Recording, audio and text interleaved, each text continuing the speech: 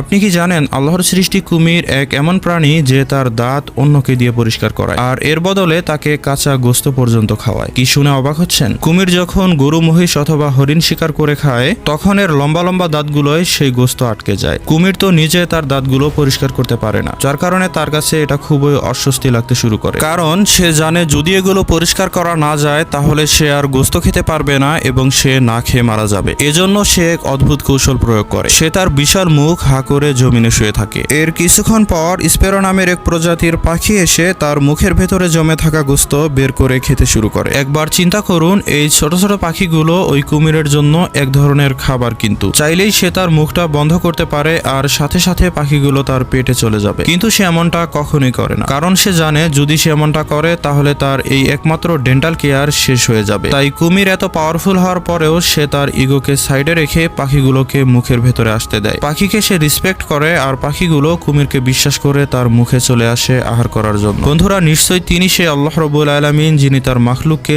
যে কোনো উপায়ে রিজিক দিয়ে থাকেন, চাই সেটা কুমিরের মুখের ভেতরেই হোক না কেন। তো বন্ধুরা, ভিডিওটি ভালো লাগলে অবশ্যই লাইক দিয়ে কমেন্টে সুবহানাল্লাহ লিখুন।